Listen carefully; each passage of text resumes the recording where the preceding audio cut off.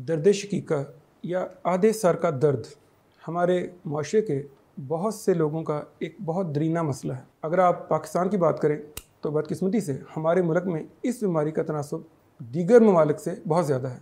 Migraine किन लोगों को होता है, किन वजूहात से होता है, इसे कैसे बचा जा सकता है? नसें फटक रही हैं तो आप समझ लें कि ये माइग्रेन है। अगर नहीं फटक रही तो ये फिर वो डिप्रेशन है या कोई अमूमी सर दर्द भी हो सकता है। तो सारे सर के दर्द जो है वो पहले तो माइग्रेन नहीं है। ये भी एक गलत एक परसेप्शन है कि ये शायद सिर्फ आधे सर का दर्द है। ये एक अमूमी तौर पे एक टर्मिनोलॉजी बन चुकी है, अदरवाइज़ ये ऐसा नहीं है। लेकिन बॉडी क्योंकि ख़ुद को रिहेबिलिटेट करती है तो ये बड़ा ज़रूरी है कि लोग अपनी नींद पूरी करें। बिस्मिल्लाहिर्रहमानिर्रहीम। मौजूद नाज़रीन अस्सलाम वालेकुम। नाज़रीन, मिग्रेन, दर्द शकीका या आधे सर का दर्द हमारे माशरे के बहुत से लोगों का एक बहुत दरीना मसला है। अमेरिका की वर्जीनिया यूनिवर्सिटी के मुताबिक हर 10 में से एक बच्चा और हर 7 में से एक बड़े उम्र के अफराद इसमें मुंसलिक हैं। नाज़रीन, इसी यूनिवर्सिटी की तहकीक के मुताबिक पूरी दुनिया में इस बीमारी के शिकार लोगों का तनासब 12 से 14% है। अगर आप पाकिस्तान की बात करें तो बदकिस्मती से हमारे मुल्क में इस बीमारी का तनासुब दीगर ममालिक से बहुत ज़्यादा है। 2017 की एक लोकल हमारी पाकिस्तानी तहकीक के मुताबिक 22.5% अफराद इस बीमारी का शिकार है। और नाज़रीन, ख़वातीन में इस बीमारी के मौजूद होने के इम्कानात बहुत ज़्यादा हैं। यही वजह है कि 25 से 55 साल की उम्र के दौरान ख़वातीन का इस बीमारी का शिकार होने का तनासुब 2 गुना बढ़ जाता है। और नाज़रीन, मिग्रेन कितना बड़ा मसला है, इसकी शिद्दत का अंदाज़ा इस बात से लगाया जा सकता है कि हमारे रोज़मर्रा के मामूलात को ख़राब करने वाला ये तीसरा बड़ा फैक्टर है। मिग्रेन किन लोगों को होता है, किन वजूहात से होता है, इसे कैसे बचा जा सकता है और वो कौन सी एहतियाती तदाबीर हैं जिनको इख्तियार करके हम इसके असरात को कम कर सकते हैं। ये हमारे आज के प्रोग्राम का मौजू है। और हमारे इस अहम मौजू पर हमारी रहनुमाई के लिए डॉक्टर ज़ुबैर अमजद साहब, जो कि चेयरमैन हैं पाक पंजाब हेल्थ केयर प्रोजेक्ट के, हमारे साथ मौजूद हैं। प्रोग्राम का आगाज़ करते हैं। डॉक्टर साहब, आपका सबसे पहले तो बहुत शुक्रिया कि आपने अपनी बहुत ज़्यादा मसरूफियत में से हमारे लिए वक़्त निकाला और स्टूडियो में तशरीफ़ लाए। डॉक्टर साहब, ये फरमाइए कि मिग्रेन बुनियादी तौर पर आप क्या समझते हैं, ये मिग्रेन है क्या, और एक बंदे को कैसे पता चलेगा कि इसको मिग्रेन है या इसको टेंशन या डिप्रेशन का दर्द है? अस्सलाम वालेकुम सैल साहब, बहुत शुक्रिया आपका। सबसे पहले एक चीज़ समझ लें कि हर आधे सर का दर्द जो है ना, ये मखसूस हमारे यहाँ समझा जाता है कि आधे सर का जो दर्द है ना, ये मिग्रेन है। हालांकि ऐसा नहीं है, लेकिन अमूमी तौर पे ये क्योंकि आधे सर में ही होता है तो इसको समझा जाता है कि जो आधे सर का दर्द है वो मिग्रेन है। ये वर्टिकली सर के किसी पोर्शन में हो सकता है, इसका कोई स्पेसिफिक एरिया नहीं है। वर्टिकली सर के पोर्शन में से किसी हाफ पोर्शन में ये हो सकता है, यानी कि वर्टिकली भी हो सकता है, हॉरिजेंटली भी हो सकता है। यानी कि देखें, अब राइट साइड हो सकता है या लेफ्ट पे, या सिर्फ फ्रंट, ये जो कॉर्नर जी फ्रंट के जो फ्रंट का आपका आधा हिस्सा है इसमें भी हो सकता है। बैक में कम होता है लेकिन हो सकता है, ठीक है। इसी तरह राइट साइड में भी हो सकता है, लेफ़्ट साइड में भी हो सकता है। ये बेसिकली एक पल्सिंग पेन होती है। आपकी जो नसें हैं, खून की नालियां हैं, ये फड़क रही होती हैं, तो उससे पता चल जाता है कि ये माइग्रेन है। अगर आपकी ये कानपट्टी के पास या इधर उधर ये आपकी फटक रही हैं, नसें फटक रही हैं, तो आप समझ लें कि ये माइग्रेन है। अगर नहीं फटक रही तो ये फिर वो डिप्रेशन है या कोई अमूमी सर दर्द भी हो सकता है। तो सारे सर के दर्द जो है वो पहले तो मिग्रेन नहीं है। और दूसरा ये कि मिग्रेन सिर्फ सर में नहीं होता। सही। ये भी एक गलत एक परसेप्शन है कि ये शायद सिर्फ आधे सर का दर्द है। ये एक अमूमी तौर पे एक टर्मिनोलॉजी बन चुकी है, अदरवाइज़ ये ऐसा नहीं है। ये आपके पेट में भी हो सकता है, ठीक। और ये आपको सर दर्द के साथ एक बॉडी इम्बैलेंसिंग की सूरत में भी हो सकता है। तो इंसान महसूस होता है कि ये शायद इसने पी रखी है या इस तरह का कोई वो इतना इम्बैलेंस होता है अपनी बॉडी के अंदर। दर्द सर में सर के अंदर सर भारी है उसका या दर्द है, ठीक है। या उसकी आंखों के अंदर, सिर्फ आंखों के अंदर भी दर्द हो सकता है।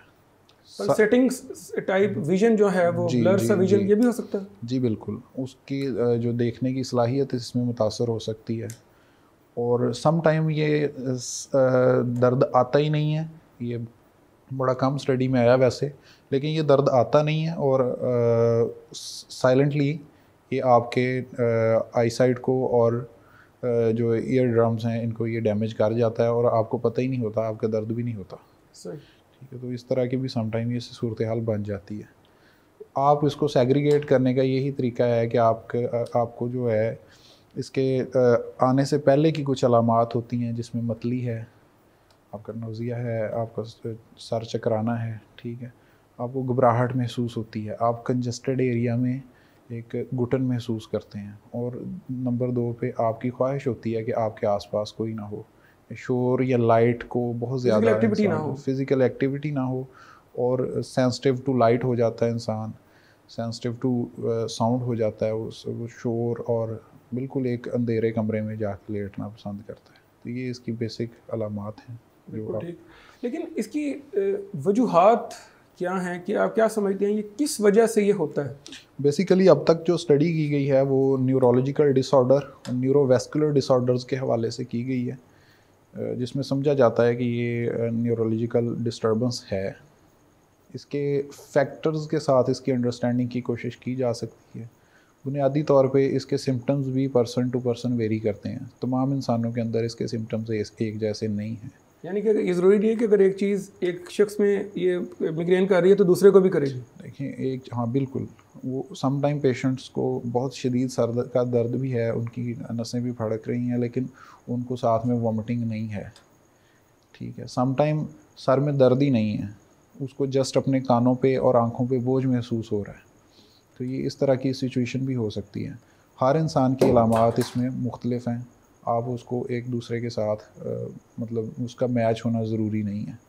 सही। लेकिन क्या आप समझते हैं कि ये इसमें इस बीमारी की जो है तरसील, ये क्या इनहेरिटेड भी है कि किसी के पेरेंट्स को है फिर आगे चली गई है बच्चों को? बिल्कुल, इसमें जेनेटिक्स का रोल है। आपके बहुत सारे लोग हैं, अगर आपने स्टडी इसकी देखी हो, आपने जैसे इब्तिदा में बताया है, जो वो स्टडी का जिसका आपने ज़िक्र किया उसके अंदर ये बताया गया है कि जेनेटिकली जितने इसमें लोग हैं उसमें से तकरीबन 37% पीपल्स, अगर जो 100 में से आउट ऑफ 100 जो है वो जेनेटिकली डैमेज्ड होते हैं, उनके पेरेंट्स में, किसी भी पेरेंट में ये इशू होता है। ठीक। अच्छा, अब इसमें देखें एक बंदे को मिग्रेन है, अब क्या समझते हैं कि वो कैसे इससे बच सकता है या इसके असरात को वो अपनी ज़िंदगी से कम कर सकता है? देखिए ये बेसिकली लाइफस्टाइल मैनेजमेंट पे डिपेंड करता है। मैंने एक स्टडी पढ़ी थी जिसके अंदर ये लिखा हुआ था कि अगर आप ड्यूरिंग मिग्रेन कोई फ़िज़िकल एक्टिविटी परफॉर्म करने की कोशिश करेंगे, स्पेशली कोई एक्सरसाइज परफॉर्म करने की कोशिश करेंगे, that will cause some severe damage in your body. तो ये आपको देखना पड़ेगा, आपने अपना लाइफस्टाइल कैसे मैनेजमेंट करनी है। सबसे पहले क्योंकि ये एसोसिएटेड विद स्टमक है, इसके अंदर बहुत सारी स्टडीज़ के अंदर जो मैंने पढ़ा है वो ये है कि स्टमक इन्वॉल्व है इसमें, ठीक है। मतली, नोज़िया, ये चीज़ें जो है ना ये स्टमक से एसोसिएटेड होती हैं। तो आपको उसमें आपकी डाइट जो है इसका स्पेशली ख्याल रखें, और सबसे जो बेहतर चीज़ है अपनी नींद का ख्याल करें। जो रात के औकात हैं उसमें सोने की कोशिश करें, अपनी लाइफ में 8 घंटे की नींद जो है वो उसको लाजमी करें। कॉन्स्टिपेशन का इसके अंदर बड़ा अमल दखल है, उसको आप कंट्रोल में रखें, अपने आपकी रूटीन के अंदर वो कंट्रोल्ड होनी चाहिए। अगर रूटीन में वो कंट्रोल नहीं हो रही तो कोशिश करें कि उसकी मेडिकेशन इन टाइम करें, क्योंकि बहुत सारे पेशेंट जो हैं उनको इसी तरफ से एसोसिएट होकर ये प्रॉब्लम आता है। तो उसमें आपने ये कोशिश करनी है कि ये चीज़ मैनेज करें। हेल्दी डाइट लें, सोने की रूटीन अपनी ठीक रखें, और एक्सरसाइज अपनी लाइफ का हिस्सा बनाएं। और जंक फूड्स जो हैं वो जो आपके डाइजेस्टिव डिसऑर्डर्स को की तरफ आपको लेके जा रही हैं, उन फूड्स से आप बचें। लेकिन इसमें ये भी कहा जाता है कि डीप फ्राइड फूड्स और चाय और कॉफ़ी या ऐसी चीज़ें जिसमें हाईली कंसनट्रेटेड फूड हो, जिस तरह चीज़ी फूड्स हो गए, ये चीज़ें जो कि बहुत रिच इन प्रोटीन्स और कार्बोहाइड्रेट्स हों, वो आपको बहुत अफेक्ट करते हैं इसमें? देखिए, जो माइग्रेन है ना, ये फेजेस के अंदर आता है, एट वंस एक पीक पे नहीं जाता। ये जब स्टार्ट होना होता है तो पेशेंट को मोस्टली 2 घंटे 3 घंटे पहले पता चल जाता है, सिम्टम्स आना शुरू हो जाते हैं कि मेरे लिए ये इशू आ रहा है। जो रूटीन में, क्योंकि इसका पेशेंट एक दिन का नहीं होता, ये रिपीटेडली आने वाला मसला है, उसको ऑन द वीकली बेसिस ये मसला आ रहा होता है, और उसको शुरू होने से काफ़ी टाइम पहले पता चल जाता है कि मुझे ये मसला आना है। छोटी सी बात, जब आपको ये साइंस आ रहे हों किसी को भी कि ये मसला मेरे साथ आने लगा है, तो क्या उस स्टेज पे कोई मेडिसिन ऐसी है कि अगर वो उसकी तरफ जाया जाए? नहीं, इसकी बेसिकली मैनेजमेंट है, इसकी मेडिकेशन अभी तक कोई नहीं है। ठीक है। ठीक है, और इस स्टेज पे अगर आप पेन रोकने के लिए कोई मेडिसिन लेंगे भी तो वो असर नहीं करेगी, क्योंकि बेसिकली ये लिंक्ड है। आपके उस वक्त तक डाइजेस्टिव डिसऑर्डर्स हो चुके होते हैं जब तक ये आपको मसला आता है। तो आपने अगर किसी चीज़ को मैनेज करना है ना, वो ये है कि आप स्टमक के ऊपर मज़ीद बर्डन ना डालें। एक जो ट्रिक कह लें कि मैंने आजमाया भी हुआ है, अगर पेशेंट थोड़ी देर के लिए लेफ़्ट साइड में लेट जाए और कुछ 6-7 मिनट बाद वो अपनी साइड चेंज करके राइट साइड में चला जाए, तो उसको इस पेन में रिलीफ़ हो जाता है। इसमें नींद का बड़ा अहम किरदार है। अगर सर दर्द है, अलामात आनी शुरू हो रही हैं, तो सो जाए पेशेंट, वो भी काफ़ी हद तक चांस होता है कि वो इससे बच जाएगा। तो ये बेसिकली तो एक मैनेजमेंट है आपका। इसमें ट्रीटमेंट का अभी तक कोई मतलब हार्ड एंड फास्ट रूल नहीं है कि इस तरह का कोई ट्रीटमेंट ले लिया जाएगा तो पेशेंट इससे बच जाएगा। जो ट्रीटमेंट इसकी ना होना, क्या इसकी वजह ये है कि क्योंकि इसकी जो काजेज़ हैं वो पर्सन टू पर्सन वेरी कर रही हैं? जी बिल्कुल, सिम्टम्स इसके पर्सन टू पर्सन वेरी करते हैं। तो जब सिम्टम्स वेरी करते हैं, और इसकी अभी तक इस तरह की कोई हालांकि जितने भी अदारे हैं उन्होंने अपने न्यूरोलॉजी डिपार्टमेंट्स के अंदर माइग्रेन क्लिनिक्स बना रखे हैं, इनकी ऑब्जर्वेशन हो रही है साल हर साल से, लेकिन अभी तक इसके कोई hard and fast rule decide नहीं हो सके जिसकी बुनियाद पे आप इसको ट्रीट कर सकें। ना इसके कोई पैथोलॉजिकल हैं सिम्टम्स हैं कि जिनकी बुनियाद पे आप इसके ट्रीटमेंट का आगाज़ कर सकते हैं। बेसिकली पेन मैनेजमेंट है, और पेन से पहले आपका लाइफस्टाइल मैनेजमेंट है। अच्छा, आजकल बच्चों में सर दर्द की बहुत ज़्यादा शिकायत है, और इसके बारे में आप क्या समझते हैं कि बच्चे आजकल के जो से हैं वो जो सर दर्द का शिकार हो रहे हैं, इसकी मेन रीजंस क्या हैं? क्या ये भी मिग्रेन है या? बच्चे जो सर दर्द का शिकार हैं उसमें मिग्रेन ज़रूरी नहीं है। ज़्यादातर ये बच्चे जो है सर दर्द से पहले ऑटिस्टिक होते हैं, ऑटिज़म का शिकार होते हैं, और इनके स्क्रीन टाइम बहुत ज़्यादा हैं, या फिर इनको जेनेटिकली, जो आपने जेनेटिक्स का फैक्टर इसके अंदर पूछा है, वो इन्वॉल्व होता है उसकी मदर के अंदर या फादर के अंदर, जो है ना, वो जेनेटिकली ये इशू मौजूद होता है, तो वो आगे बच्चे को ट्रांसमिट हो जाता है।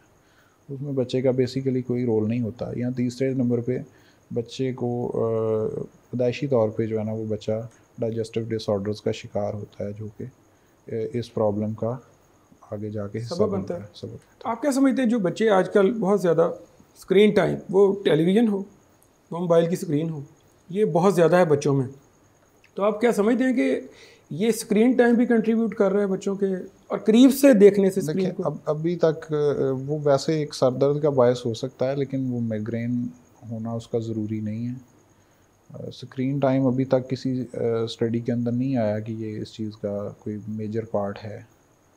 तो वो बच्चा वैसे आर्टिस्टिक हो जाता है और बहुत ज़्यादा उसकी जानिब राग़िब होता है, तो उसको सर दर्द आई साइट की वीकनेस की वजह से भी आ सकता है। उसको सर दर्द जो है वो उसकी नींद डिस्टर्ब होने से भी आ सकता है। तो और वो ज़रूरी नहीं है कि वो बच्चे के अंदर वो माइग्रेन है।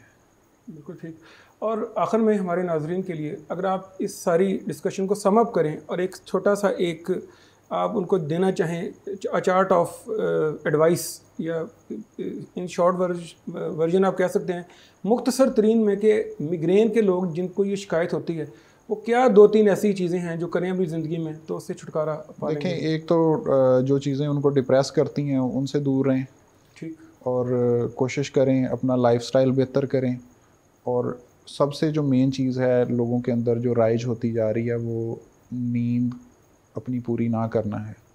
वो इसको बड़ी कॉमन सी चीज़ समझते हैं, लेकिन बॉडी क्योंकि ख़ुद को रिहेबिलिटेट करती है, तो ये बड़ा ज़रूरी है कि लोग अपनी नींद पूरी करें।